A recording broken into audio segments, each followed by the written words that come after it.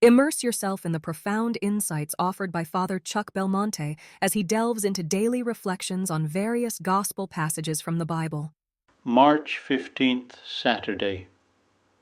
Why do we build cathedrals? The church building represents the universal church. It is the house of prayer in which the Holy Eucharist is celebrated and reserved, where the faithful gather and where our Saviour is worshipped. This house of prayer should be beautiful and appropriate for prayer and sacred celebrations.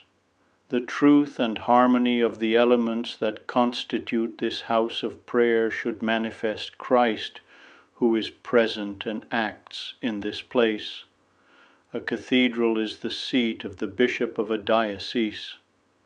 As an example, the Cathedral Church of St. Peter and St. Paul in the U.S. Capitol is a magnificent Neo-Gothic structure based on 14th century English models. Pope Benedict XVI reminded us of what the great cathedrals teach us.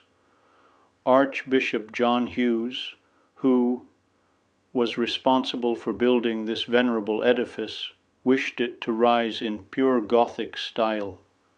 He wanted this cathedral to remind us that we are heirs of a great spiritual tradition, and to inspire us to bring the best of that heritage to the building up of Christ's body.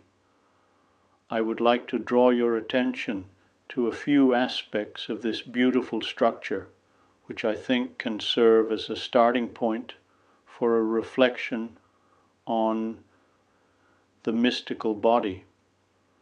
The first has to do with the stained glass windows, which flood the interior with mystic light.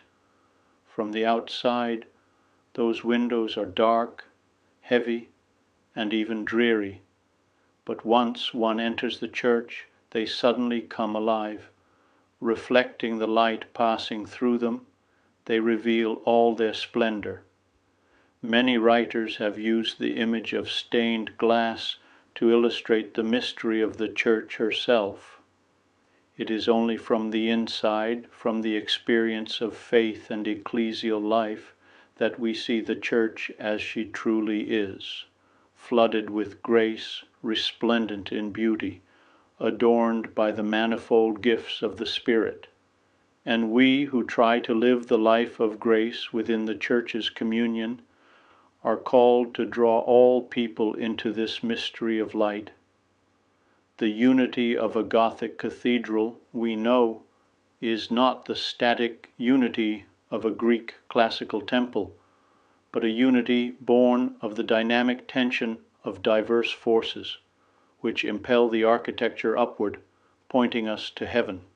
Here, too, we can see a symbol of the Church's unity, which is the unity, as St. Paul has told us, of a living body composed of many different members, each with its own role and purpose.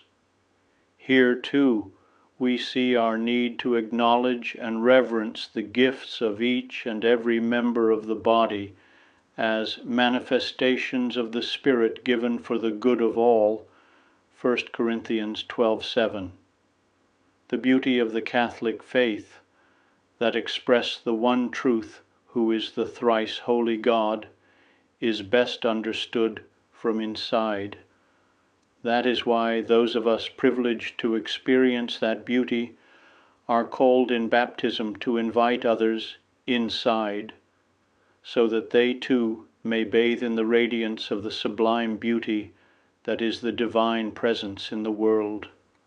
A true cathedral, functioning as such, is a summons to evangelization and a reminder of our future house in heaven. Excerpts from George Weigel. I would be delighted to extend an invitation to you once again tomorrow for another insightful reflection on the Gospel by Father Belmonte.